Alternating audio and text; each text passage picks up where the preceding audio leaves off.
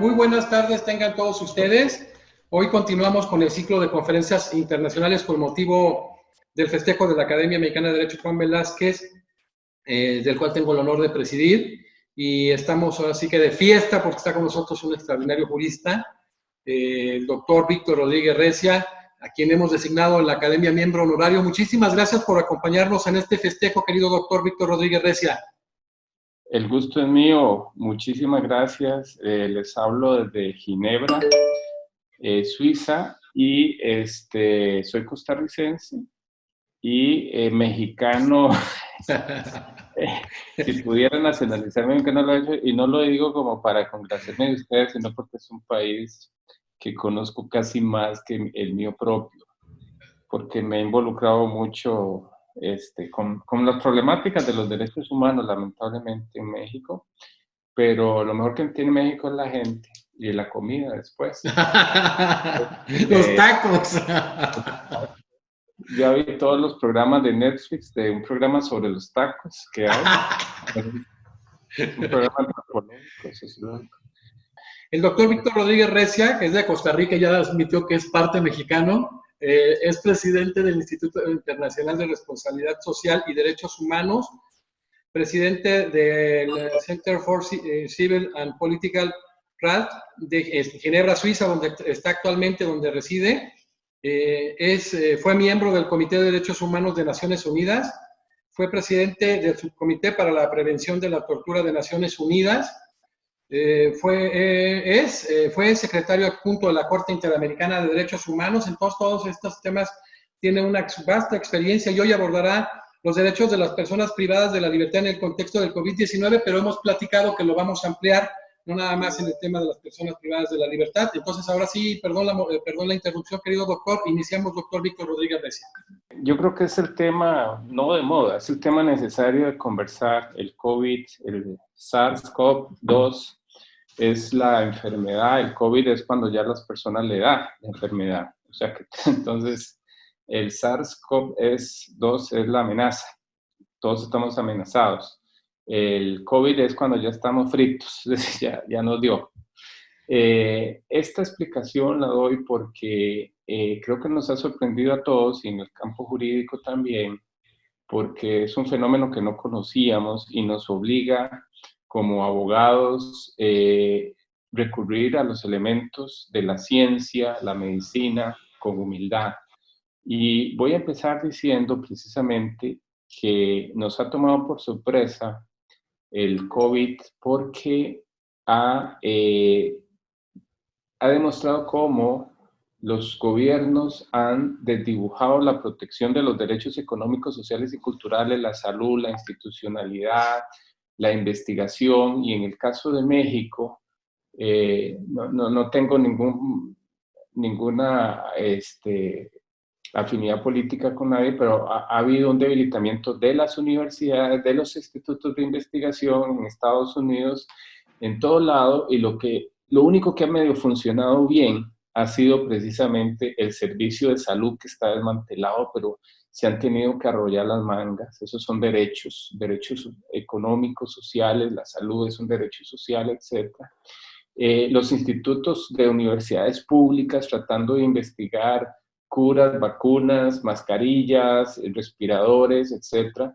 Y hemos abandonado lo que ha caracterizado un Estado social de derecho. Entonces, yo creo que en materia de derechos humanos, el COVID nos viene dando una lección sobre cuáles son nuestras prioridades a la hora de proteger desde las políticas públicas el tema de los derechos humanos. Entonces, voy a empezar por ahí. Nosotros estamos acostumbrados a defender derechos humanos o litigarlos estratégicamente dentro de una normalidad. Esa normalidad en México no es normal, porque México tiene problemas estructurales de derechos humanos antes del COVID muy serios. Hablemos de que los derechos humanos no son violaciones de derechos civiles, pero el dato duro de México, desapariciones forzadas de personas, de detenciones, torturas, es estrambótico, es muy fuerte. Y además, la inversión en las políticas públicas, que es la manera de cómo los derechos humanos se leen en clave de política pública para dar salud, educación, trabajo, vivienda digna, etcétera, con las buenas intenciones del gobierno o lo que quiera, o con una agenda determinada, ha sido de alguna manera debilitar, no voy a decir que intencionalmente, pero sí a partir de unas políticas presupuestarias, tomar recursos, ahorros. El presupuesto no se ahorra, el presupuesto hay que gastarlo. Si usted ahorra, no sabe lo que está haciendo. Si usted ahorra en el presupuesto, usted no es un buen planificador, es un error. Usted tiene que ejecutar, si no subejecuta. Y entonces, desde que entró este gobierno, está ahorrando. Entonces, no han aprobado el presupuesto y dice, la Corte me va a dar tanto, voy a recortar el programa de atención de niños, de mujeres agredidas. Eso no se hace. Y me lo traigo para una olla común para yo después ver en qué lo gasto. No, eso no es una política pública. O sea, el presupuesto es derecho financiero, el menos estudiado, por cierto. En la facultad no se enseña eso. Y entonces ahí encontramos el problema. Entonces, el sistema de salud mexicano ha venido debilitándose, que le quitan un sistema que tenía, que le ponen otro, etcétera, pero al final, antes de esto, ya habían muchas quejas de que no habían medicamentos, no habían suministros, se eliminaron los contratos de suministros y después no había una capacidad ni siquiera para tener jeringas. Entonces, cuando viene el COVID, en México inclusive vendieron mascarillas a China y después las tuvieron que volver a pedir y a comprar más caras. O peor aún, el tema de la corrupción, que es comprar por no sé cuántas veces el precio por el dato de emergencia respiradores, ¿verdad? Entonces ya eso es corrupción. Y eso está pasando en Bolivia y eso está pasando. Entonces la primera conclusión que vamos a hacer es, independientemente del sistema político que haya en los países, ¿cuáles son los países que salieron más librados, mejor librados? No es Estados Unidos. O sea, esto no tiene que ver con dinero. Esto tiene que ver con aquellos países que tomaron previsiones históricas dentro de un concepto republicano de satisfacción del bien común, de invertir en institucionalidad fuerte. Y entonces, ya ustedes pueden ver que en Europa llegó primero el COVID, pero ya, digamos, todos los países han rebajado la línea, ¿no? Es decir, ya se ha tomado tiempo, pero le puedo dar datos duros y que, bueno, a Italia lo agarraron desprevenido, a España también, pero al final Alemania, más que por la plata, más que por los recursos, etcétera, han sabido hacer una inversión histórica en el sistema de salud. Es más universal.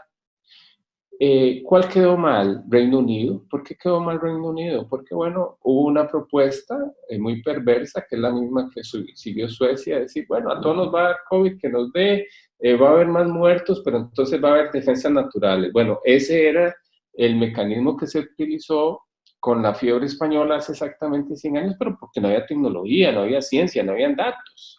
Entonces uno no puede decir, dejemos que se muera la gente que se tiene que morir naturalmente para crear una defensa natural. Entonces, yo creo que ese es un modelo que nos permite comparar lo que ha hecho bien Dinamarca, digamos, Noruega, Suiza, países nórdicos, pero lo ha hecho mal Suecia, porque Suecia apostó a una medida más amplia, más relajada, no tomaron las medidas más restringidas, y entonces hay más cantidad de muertos por millón de personas en Suecia que en Dinamarca, que en Finlandia, ¿verdad? Entonces, que los tres juntos. Entonces, estoy comparando países muy similares. Luego tenemos el caso de, hay tres modelos, porque esto tiene que ver con derechos humanos. ¿Cómo hacemos para afrontar eso?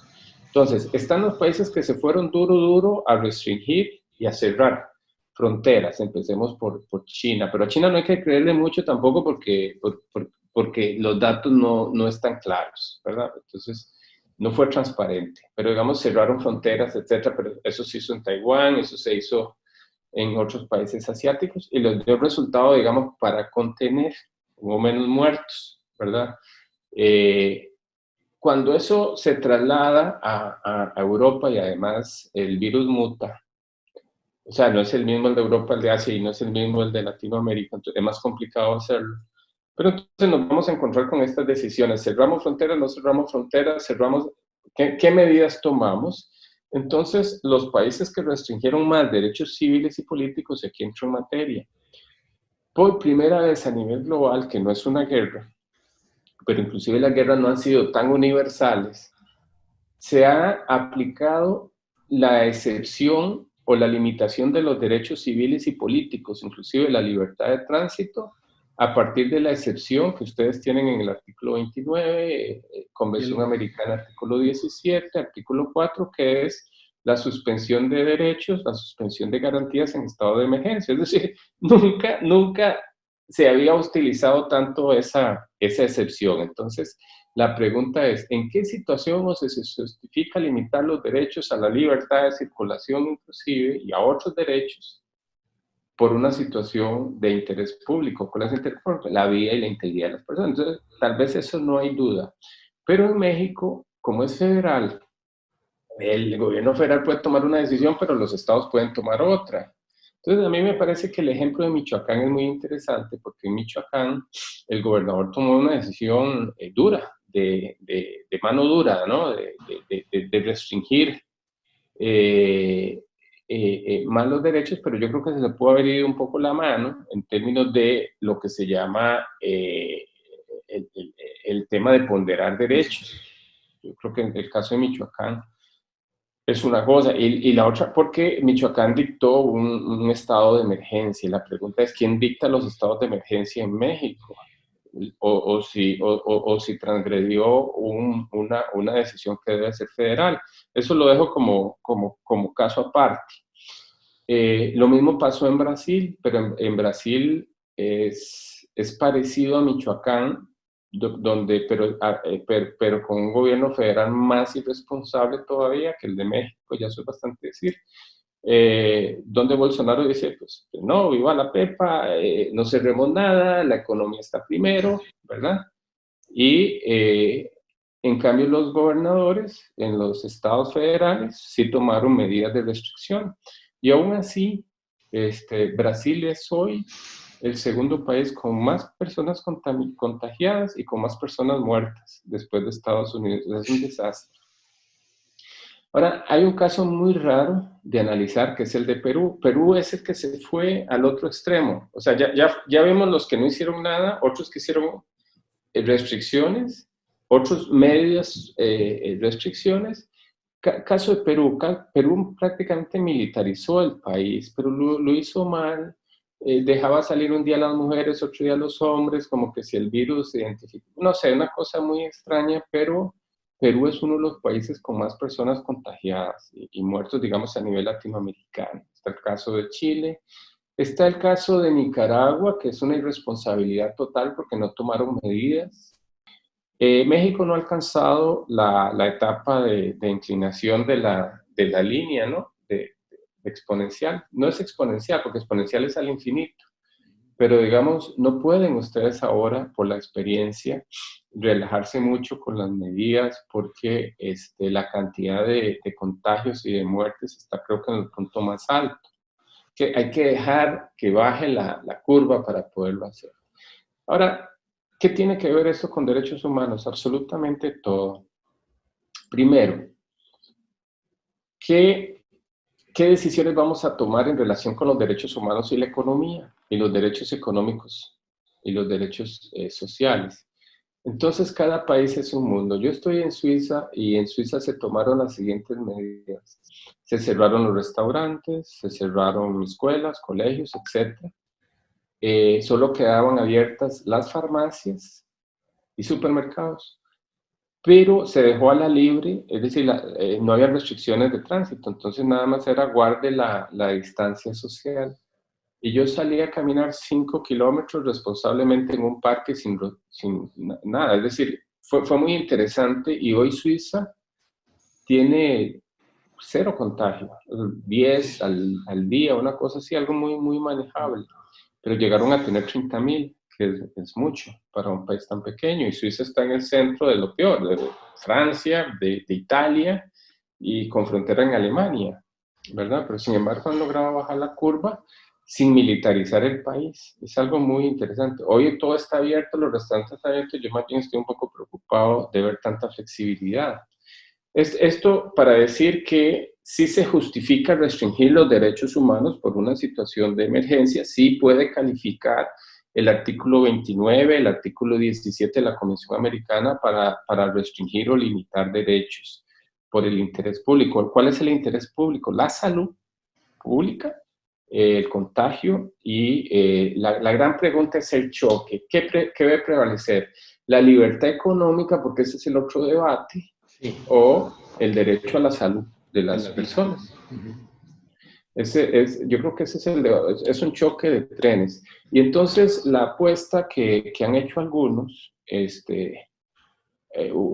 no voy a mencionar el periódico, bueno, sí lo va a mencionar Jaime Bailey, ojalá nunca lo escuchen, ese tipo apuesta a que nunca un peruano, que no haya cierre de nada, primero la libertad, y yo digo, ¿hasta dónde llega mi libertad? Mi libertad individual no alcanza, como decía Benito Juárez, para afectar los derechos de los demás. Si yo me quiero enfermar de COVID, y ese es mi problema, estoy equivocado, lo voy a explicar por qué. Si yo me voy a enfermar de COVID porque me da la gana, porque no quiero restringir mi libertad, porque no creo en el Estado de Derecho o social de derecho, ok, me contagio, pero no voy a ir al hospital público a quitarle campo a alguien. No sé si me entienden. Claro. Y lo otro que es criminal y es delito es que si yo me enfermo, ¿cómo aseguro que no voy a contagiar a mi abuelo, a la gente adulta o a otras personas? Entonces, mi libertad no es en una situación de como esta es absoluta, ¿verdad? Eso por un lado. Por otro lado está el tema de que es primero, si la economía, ¿verdad? Entonces, aquí nos encontramos a una realidad muy cruda que es el ejemplo de Suiza y el ejemplo de México. Es odioso el ejemplo. Pero ¿cuál es la capacidad que tienen los suizos, digamos, para haber podido resistir 2 meses de cierre? No trabajo, no esto, no otro. Bueno, pues un Estado que ha invertido en instituciones, en un sistema médico privado, donde aquí el que no paga un seguro médico, entonces es muy bueno, nunca se saturó, poca cantidad de personas muertas, un éxito, digamos, nunca se saturó, más bien venía gente de Francia a ser tratada, a pesar de que tenían 30,000 contagios. Y por supuesto hacían muchas pruebas. En cambio, en Estados Unidos al principio usted tenía que pagar su propia prueba, costaba $700. Entonces ahí usted ve las diferencias del desastre, ¿verdad? Entonces aquí está desnudado el contrato social de Rousseau. Entonces esto es muy interesante porque entonces me dice, ¿cuál es el modelo de Estado que nosotros construimos y tenemos? Cuando yo leo la Constitución de México, yo hice una constitución anotada y concordada desde la C. Excelente, sí. Con los tratados de derechos humanos, le puedo decir que no creo que haya una constitución en el mundo, no la hay, que tenga tantas previsiones de derechos económicos, sociales, culturales, indígenas, ambientales, el agua. Es decir, no hay nada que haya quedado por fuera. Es decir, es una constitución que supera inclusive los estándares de tratados internacionales. De todo. Es una constitución que remiendan, porque esa es la palabra, cada semana, lo cual no es serio. O sea, una constitución no se cambia cada semana. Tampoco como la de Estados Unidos, que tiene 150 años sin cambiarse, ¿verdad? Pero digamos... Pero ¿qué es lo que pasa? Tienen una muy buena constitución, pero una incapacidad total para cumplimentarla. Entonces se vuelve en letra muerta. Muy bonito el texto, muy bonito el Estado de Derecho, muy bonito la salud, muy bonito los indígenas, muy bonito la interculturalidad, muy bonito el enfoque de género, pero una incapacidad para materializarlo. Derechos imposibles. Públicos. Entonces, ante digamos, ese tipo de escenario, ustedes tienen todo, pero no en la realidad para poderlo materializar. Entonces se vuelve un poco perverso, porque sí tenemos los derechos, pero no para ejecutarlos. Ahora, ¿qué es lo que tienen ustedes maravilloso a nivel mundial? Que yo lo critico y lo aplaudo. Es el recurso de amparo. pero no porque ustedes tengan el reconocimiento histórico, que eso vale, o como ustedes tienen el reconocimiento histórico de ser el primer país en reconocer derechos económicos, sociales y Que la culturales, primera constitución, sí. la constitución del mundo, ¿verdad? Y que después los demás fuimos a hacer plagios y copias y todo, etc. Y uno dice, bueno, pero ¿para qué nos sirvió ganar esa carrera en reconocimiento de derechos sociales si tenemos una realidad que nos come, ¿verdad? Que no nos alcanza. Irrumpe. Entonces yo digo que a veces es más perverso tener el derecho, conocer el derecho y no respetarlo. Es más hipócrita, es más perverso, es más perverso. En fin, a veces preferiría una constitución más incompleta, pero que se respeten más los derechos básicos, fundamentales, ¿no? Entonces, aquí entramos en un terreno, digamos, arenoso. Luego, con este nuevo gobierno, igual no me meto en política, pero desde el punto de vista del derecho constitucional, ustedes han reformado. Les voy a decir algo. Yo no puedo actualizar la constitución que hice hace 2 años porque todas las semanas la cambian. Entonces no puedo terminar nunca de actualizar. Ya me rendí, ya la dejé ahí y dije yo no sé cuándo voy a meterme a actualizarla. Entonces, la Constitución de México no es ya solo un contrato, un pacto social, sino ahora que se convirtió la ley orgánica de salud, la ley orgánica de poder electoral, me explico, o sea, tiene muchas cosas que no tienen que estar en una constitución. Eso por un lado. Entonces se vuelve bastante difícil de manejar. Pero vámonos a la garantía. La garantía es el amparo del habeas corpus.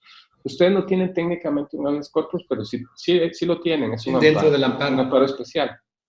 Ajá, que sirve para desapariciones, etc. Es lo mismo, solo que no llaman habeas corpus.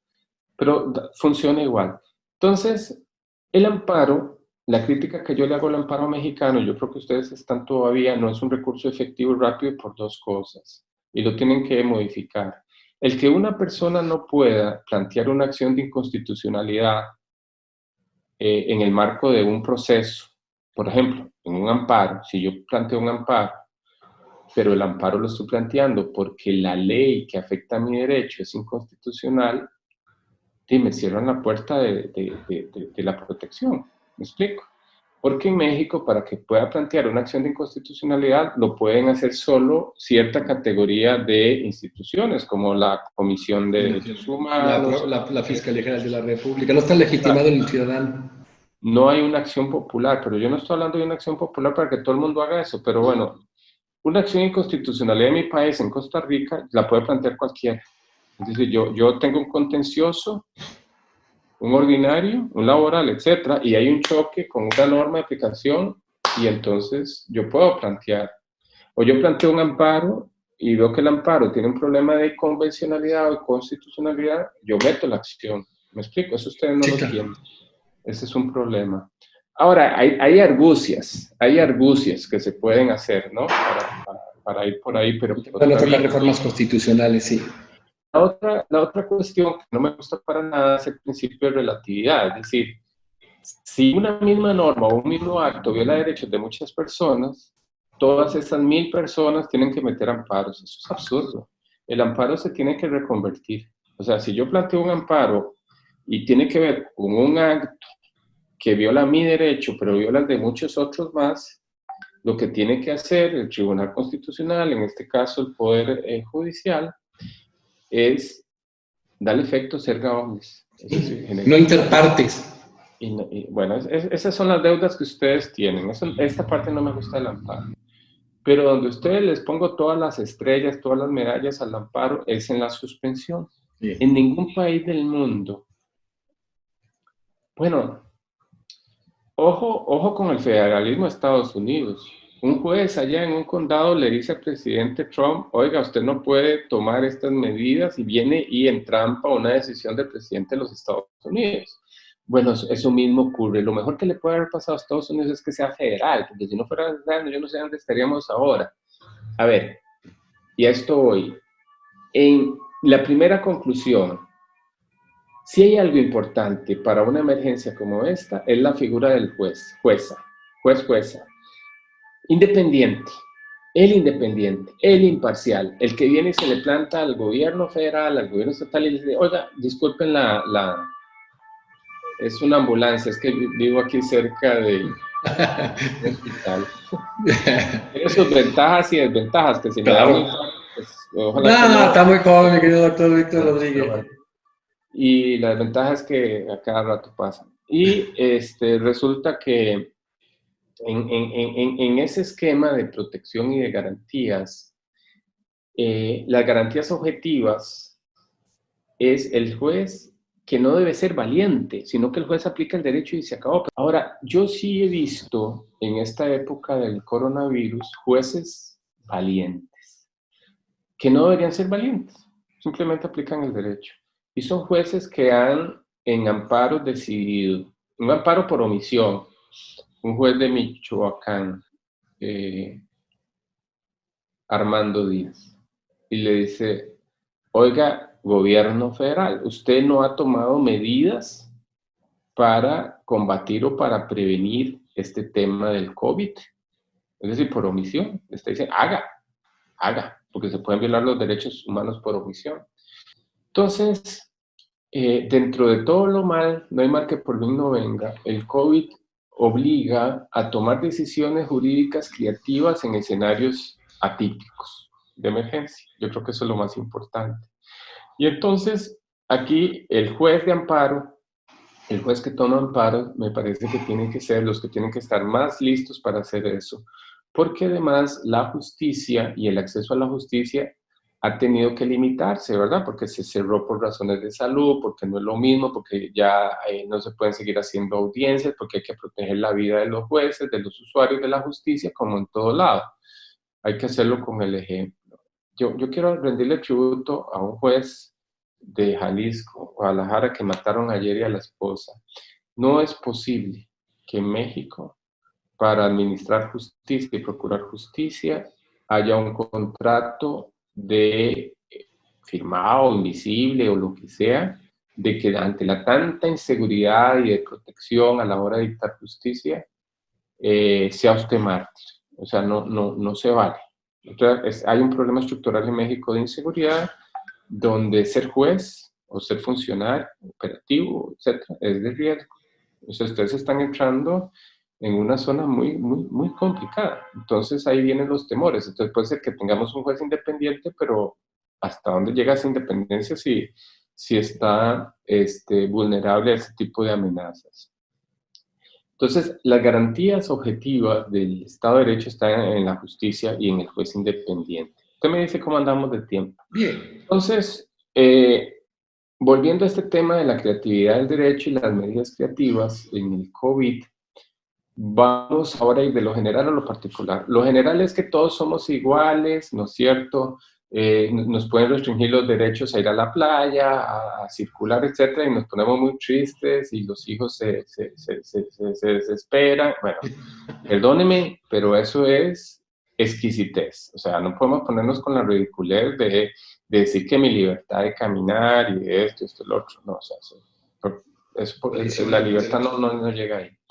Ahora, la otra realidad es muy jodida, porque los que tenemos la dicha de tal vez tener un salario o ahorros o lo que sea, o un salario que nos llega mes a mes, porque somos funcionarios públicos, etcétera, y nos quedamos en la casa viendo Netflix, ¿verdad? O leyendo, o trabajando como estamos usted y yo trabajando ahora, y nos llega el cheque. Esa no es la realidad de México. El porcentaje de gente que tiene que ir al mercado informal a buscarse la comida el día a día. Entonces, el tema es, ¿qué me quedo haciendo en la casa si no tengo que salir a comer? Entonces, ahí sí hay un choque muy jodido, que es el tema de hasta dónde llega entonces mi derecho a, ya no es mi libertad, es mi necesidad. Es decir, yo tengo que ir a traer las tortillas, los tacos, ¿no? Para ponerlo de alguna manera. Y entonces, yo por más miedo, por más riesgo, etcétera, hay un instinto de supervivencia que dice, tengo que traer el pan, ¿verdad? ¿Y cómo lo hago? Si todo está cerrado, si no hay trabajo, si nadie me compra, nadie me vende, me dice que no. Entonces, aquí viene el otro tema, del otro lado de la acera del frente, que es el empresario. Y entonces, quien nos da de comer, quien genera consumo, es la empresa privada y es la que paga impuestos, pero también están cerrando los negocios, ¿verdad? Porque no pueden seguir trabajando y pueden quebrar. Y entonces, una de las primeras medidas que tomaron los gobiernos fue pensar en cómo flexibilizar el derecho laboral, lo cual está bien, ¿verdad? Pero hay empresas que tal vez tengan una capacidad de poder seguir pagando el salario completo y les quedó muy bien decir, bueno, no, voy a pagar la mitad o les doy de baja o lo que sea. Y entonces sí se tomaron medidas, México no tanto, otros países sí tomaron, digamos, medidas para auxiliar a las empresas. Por ejemplo, aquí en Suiza, pues sí, hay préstamos sin interés en los bancos, etcétera, etcétera, precisamente para ayudar a las empresas. Pero estamos hablando con un país que tiene una capacidad para poderlo hacer. Ahora, una reducción en los impuestos, una moratoria en el pago de los impuestos, en el IVA, etcétera. En fin, no sé, hay muchas cosas que se podrían hacer, pero no tanto como que el déficit que va a haber es muy fuerte. Entonces empiezan a decir, bueno, ¿por qué entonces no hacemos un impuesto solidario? Recortemos los impuestos a los funcionarios públicos, etcétera, etcétera. Entonces, hoy los malos de la película son los funcionarios públicos. Entonces, hay que bajar el salario a los funcionarios públicos, es un nicho de mercado tributario, no pueden evadir. Entonces, se ha polarizado también mucho, por lo menos en mi país, en Costa Rica, están en la mira, los funcionarios públicos, los jueces, todos, ahora se llaman contribución voluntaria solidaria. Ni es voluntaria ni es solidaria, es decir, o sea, en Costa Rica se están bajando las pensiones y los salarios, ¿verdad? Pero no por el COVID, o sea, desde antes. Entonces, y esto me lleva entonces a otro presupuesto. Se justifica la regresividad de los derechos humanos, de los derechos económicos, sociales y culturales por una situación de emergencia. Y entonces todo el mundo me va a decir, pues sí, pues sí, pues no sé, si no se pueden pagar los salarios en una situación de emergencia. Entonces, el estándar es el siguiente, y este es el más complicado. Nosotros llevamos una defensa a favor de jueces, magistrados federales, porque les iban a rebajar el salario. Y el planteamiento de nosotros en tiempo normal, no en COVID, fue el siguiente. Vamos a ver. Hay una intangibilidad de los salarios. No se pueden rebajar los salarios. Sí, es un derecho adquirido. No solo para los jueces, para todo el mundo. Ahora, si viene el gobierno y dice que hay una situación de crisis, austeridad, primero me la demuestra, ¿verdad? Y segundo, demuéstreme que hizo la tarea y que tomó medidas para evitar la evasión fiscal, para recaudar bien los impuestos. O sea, antes de tocar los derechos humanos, sociales, laborales, etcétera, el gobierno tiene que tener otras medidas distintas.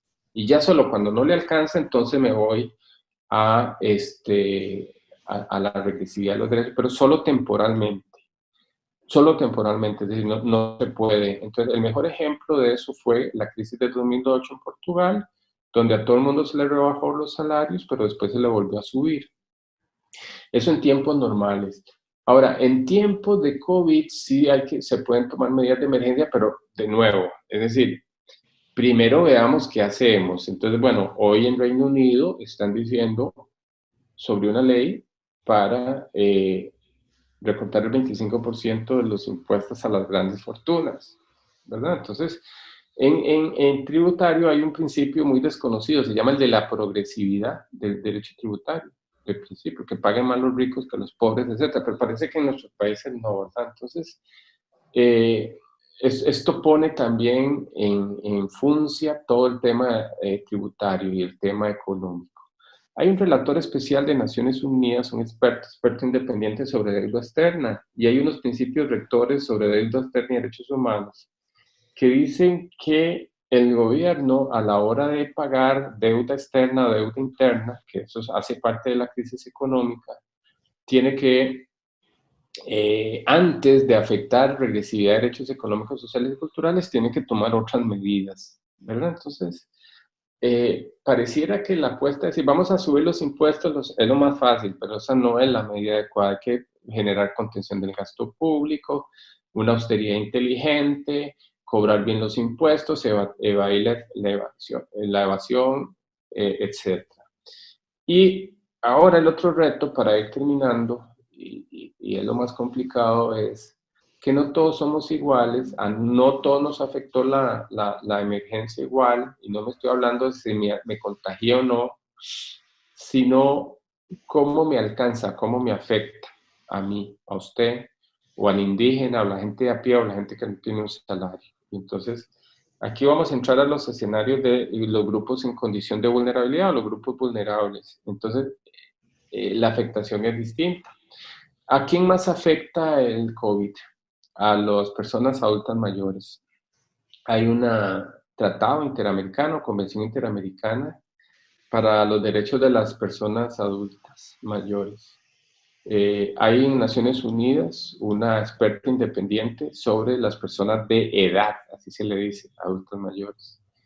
¿Y por qué es vulnerable? Porque, bueno, porque son las que son más vulnerables a la enfermedad, a los efectos por la edad, porque no tienen defensa, etc. Entonces, ¿qué es lo que se ha hecho? Se ha segmentado los grupos que puedan estar afectados y quien ha reaccionado mejor a la hora de limitar cómo se aplican los derechos humanos con acción afirmativa fue la Comisión Interamericana. Entonces, desde marzo, la Comisión Interamericana sistemáticamente ha tirado unos lineamientos sobre cuáles son las obligaciones de política pública de los estados a favor de los adultos mayores.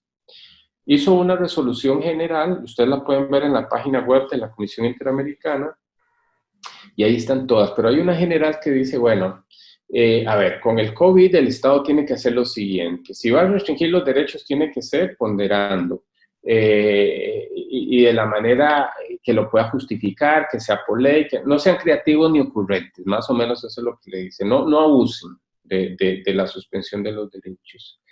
Eso es en general para todo el mundo, pero luego dice, en el caso de los adultos mayores, bueno, en el caso de las personas privadas de libertad, en el caso de los niños, en el caso de las mujeres, etcétera, y se empieza a delinear cuál es o cómo se afecta. Y México, las estadísticas son tremendas, porque uno de los riesgos es el enfoque de género, es decir, el que mujeres, niñas, hijos, etcétera, estén conviviendo con sus agresores durante la cuarentena. Y en México viene y estallan las alarmas y es, ¿qué hacemos? Si todos nos ponemos de mal humor encerrados, ahora imagínense ustedes con las víctimas, etcétera, con los hijos. Estamos hablando de casos de abuso, claramente. Estamos hablando de las empleadas domésticas que no tienen tampoco cómo conseguir los recursos. Entonces, el COVID afecta distinto a las mujeres y a las personas que ya son víctimas de violencia doméstica. El COVID afecta distinto a los adultos mayores. El COVID afecta diferente a las personas privadas de libertad. ¿Por qué las personas privadas de libertad? Porque están en cautiverio ya. O sea, y no tienen los datos, no tienen la información, no tienen mascarilla, no tienen, o sea, ir a la cárcel hoy o estar en la cárcel hoy es carne de cañón para el virus. Entonces, usted no tiene para dónde coger. Además, son cárceles hacinadas. Yo creo que decir en la cárcel que guardemos la distancia social realmente es una ofensa, es una vergüenza porque existe esa posibilidad. Y entonces las recomendaciones que hacen los organismos internacionales ha sido relajar o más bien tomar las medidas adecuadas, cautelares, para que muchas personas que están privadas de libertad, especialmente las que no están condenadas todavía, puedan gozar de beneficios carcelarios, que son derechos, ¿verdad? Por ejemplo, domiciliar, firmar, etc. Y eso suena muy bonito para los que defendemos los derechos humanos, para los que trabajamos en el tema de la prevención de la tortura, etc.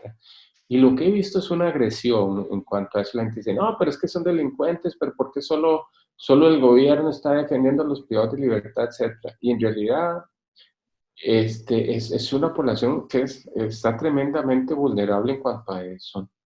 Y entonces hay otros países como Chile y Argentina, bien perverso, donde dice, bueno, vamos a liberar y empiezan a liberar en primer lugar a personas condenadas por delitos de lesa humanidad en Chile y en Argentina. Entonces hay un debate, ¿verdad? De cuáles son las prioridades. Entonces Fabián Salvioli, amigo nuestro del IRRESOT, profesor, él es relator de Naciones Unidas sobre justicia transicional, escribió una recomendación a Chile diciendo, a ver, momento, las prioridades para liberar a personas por el tema de COVID tienen que tener un nivel de prioridad y en el último lugar estarán aquellas personas que han cometido graves violaciones de derechos humanos. Digo, para darle la domiciliaria, se le pueden dar otras medidas de protección adentro, ¿verdad? Como ir vaciando pues, las cárceles, etcétera. Entonces, el tema de las cárceles es muy difícil porque si hacemos una visita para ver cómo estamos en las cárceles, más bien podemos llevar el virus. Entonces, el sistema de visitas a centros de detención no puede operar de la misma manera en un tiempo normal. Entonces, es una visita que se hace muy complicada. Si usted me pregunta cuál es el grupo más vulnerable hoy, son los privados de libertad, porque ni tienen los datos, no tienen información, no tienen visita conyugal hoy, o sea, están restringidas las visitas familiares, no tienen datos, no saben lo que pasa, me explico. ¿Puede ir la Comisión de Derechos Humanos a visitarlos? Sí, debe ir, pero ¿cómo va a ir? Me explico. Puede generar contagio, puede generar riesgos, se puede producir un motín. O sea, hay una serie de situaciones muy complejas que hacen que la lectura de los mecanismos de protección de los derechos humanos sea muy, muy diversa. Por ejemplo, vemos lo del tema de México. Está generándose, creo, de manera importante, todos los días el subsecretario de Salud, López-Gatell, está generando información en relación a cómo va esto, y sí se busca en ese sentido concientizar a la gente. Ese es un mecanismo bien utilizado, evidentemente. No, ese es el mecanismo. O sea, una de las cosas que... No estoy diciendo que López-Gatell lo hace bien. No, yo digo que es muy contradictorio. No, claro, No. claro. Lo que le quiero decir es que parte de los derechos humanos, uno fundamental es el acceso a la información. Claro. Entonces, es distinto. Sí, claro. Entonces, ¿cuál es el acceso a la información que nosotros necesitamos? La información científica, la de prevención, la que nos digan qué hacer, cómo ordenar, cuáles son los datos, cuáles son los focos de riesgo. O sea, entonces, ¿qué pasa con esto? Por ejemplo, Honduras firmó un decreto ejecutivo donde dice, y se restringe la libertad de información. ¿Y eso qué tiene que ver? ¿Qué tiene que ver la libertad y el acceso a la información con el virus? Y entonces uno ve la segunda agenda. ¿Qué es el dato? El dato de la falta de transparencia, la opacidad, la que no quieren ocultar las cifras para que no sean cuestionados, inventar una neumonía típica para no decir que se murió de COVID, etc. Todo eso ha pasado en México, entonces, sobre todo en un principio. Entonces, Nicaragua, yo creo que siguen como con 2 casos de contagio. Estoy exagerando, estoy siendo perverso, pero en Nicaragua es un caos, ¿me explico? Entierran en la noche a la gente, a escondidas, es decir, entonces no hay datos. Al no haber datos, se está violando el acceso a la información, pero también se me viola a mí el de la integridad personal, porque con esos datos yo sé si salgo, si no salgo, cómo me cuido, cómo no me cuido.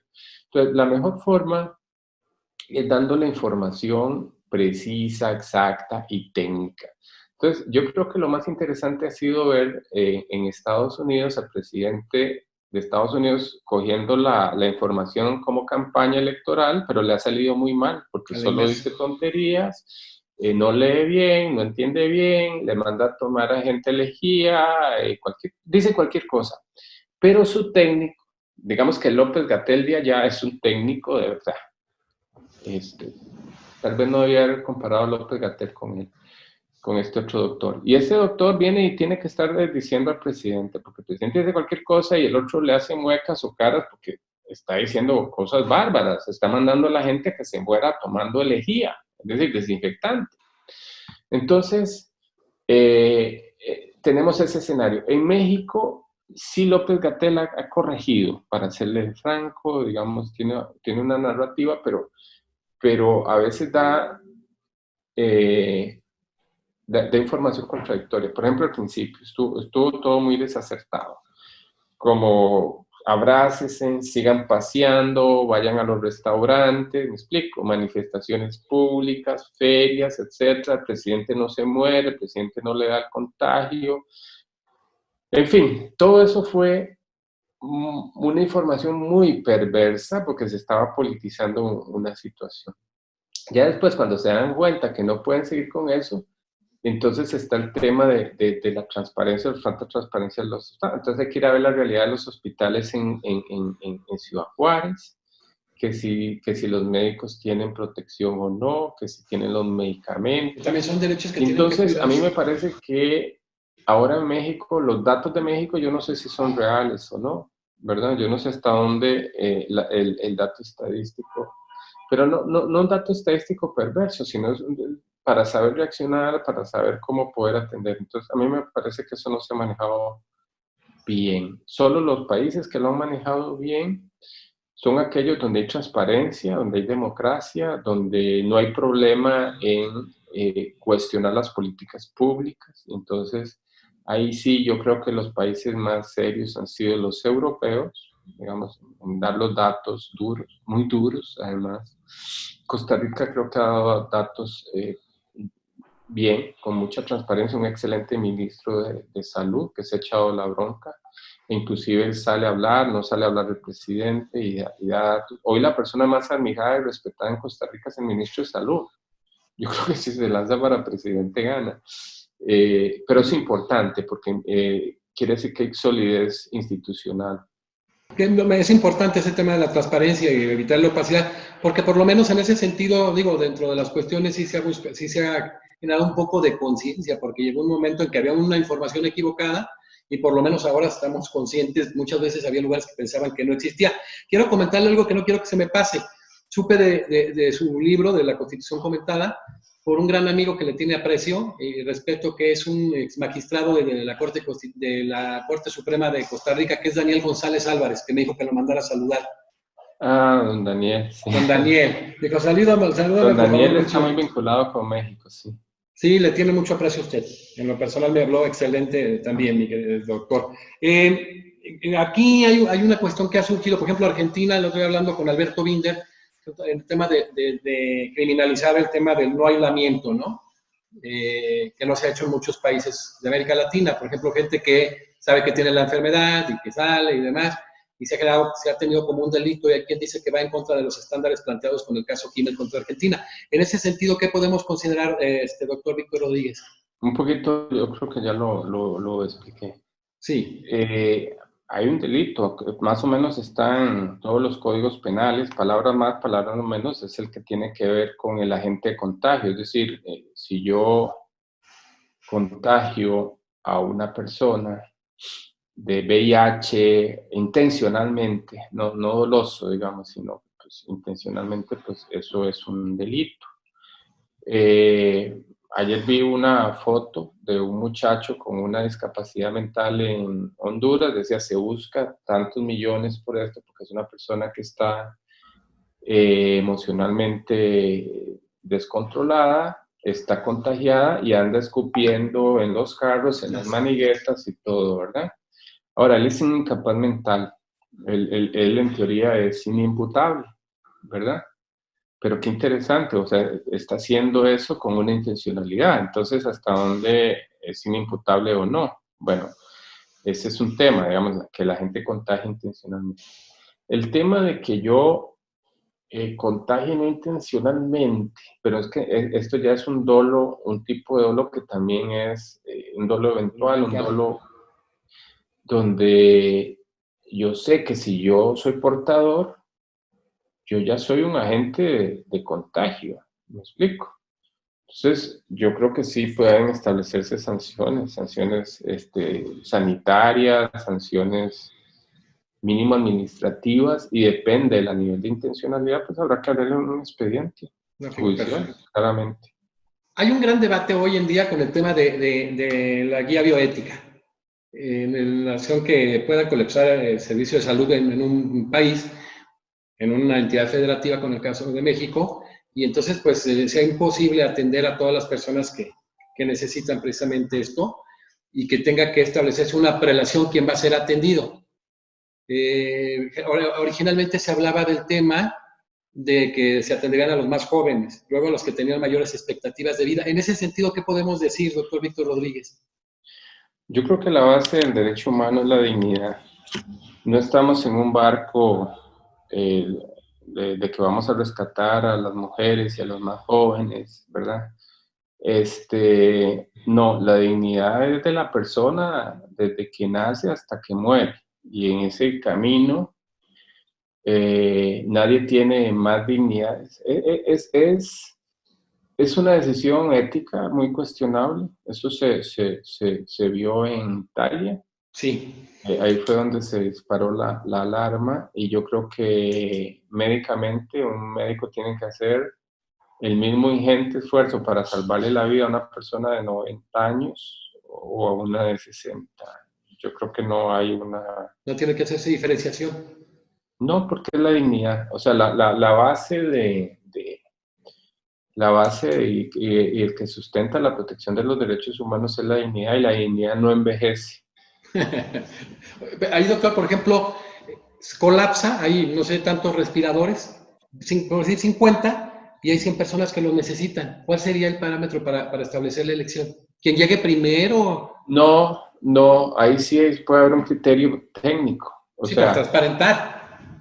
sí, porque hay personas que digamos que lo necesitan más que otros. Es decir, yo puedo estar a punto de necesitarlo, pero hay otros que están en una situación más crítica. Ya la Entonces, la necesidad. condición más crítica me la va a decir un médico, pero es una condición médica, no es una condición de tiempo. O sea, yo no puedo llegar a decir, yo llegué primero, pero No lo alguien viene necesito. atrás, pero se viene muriendo. Pues esa persona tiene prioridad. Igual, yo estoy en emergencia y tengo un brazo cortado, necesito una atención urgente, etcétera.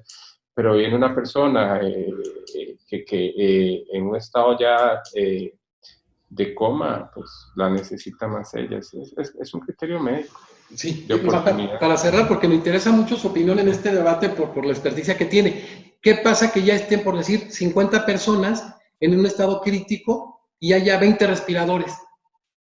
Porque esos parámetros ahorita es un gran debate. Digamos que todas están en una misma, es un caso hipotético, digamos, exagerado, digamos, Sí, que claro. todos estamos en la misma necesidad de sentir el respirador porque todos estamos en coma. Ahí sí tendría que ser una cuestión de tiempo. Primero en tiempo, primero en derecho, es decir, Excelente. No, ahí sí, porque digamos, yo no puedo, ¿verdad? Ahora, también hay otros criterios. Si, Sí, digamos que la mujer está embarazada, digamos, yo le daría prioridad a la mujer embarazada. ¿Me explico? sí, claro. Digamos, está en coma igual que yo, o lo que sea, pero ella está embarazada. O sea, son cosas de sentido común. Exacto, muy interesante. La verdad me interesaba mucho, doctor Víctor Rodríguez García, por toda su experiencia que tiene Sí, y sobre todo porque estos grandes, estamos viéndonos en toda América Latina, estamos en sí, y eso me interesaba mucho. Muchísimas gracias. De verdad, valió la pena la espera, a veces las complicaciones de los horarios, los tiempos, las actividades. Muchísimas gracias, doctor. Ha sido un privilegio tenerlo en este congreso que materialmente son sobre 150 conferencias nacionales e internacionales y pues no podía faltar impresionante. Muchísimas Te gracias, doctor. felicito, muchas gracias por tomarme en cuenta en ese arsenal de buenos expertos y expertas. Vi muchos expertos, hay que invitar expertas, ¿verdad? Sí, hay Mujeres. muchos, sí hay muchas expertas. Hemos estado invitados Ujú. muchas, sí, sí, voy a mandarle los datos, pero platicaré ya con usted y muchas gracias porque yo creo que establecer sobre todo esta información, todo lo que se ha generado en Naciones Unidas y en la Corte Interamericana, pues son experiencias y conocimientos adquiridos muy importantes que ahora en día pues vale la pena, como ahora que se hizo un análisis, un esbozo lo que pasa en nuestra región que tanto nos interesa y sobre todo dilucidar muchas de las inquietudes que se dan. Fabián estuvo, ahora nos toca la suerte que esté usted, y pues son parámetros muy importantes para nosotros. Estuvo Silvia Bagni por ahí también, y bueno, quiero agradecer muchísimo, al contrario, quiero agradecer a nombre propio como presidente nacional de la Academia, pero a nombre de todos los miembros de la Academia que están muy agradecidos con su participación, doctor Víctor Rodríguez Recia. Muchísimas gracias por estar en este congreso, en este festejo Bueno, de la Academia. muy bien, ok, perfecto. Saludos y mucha suerte. Muchísimas gracias.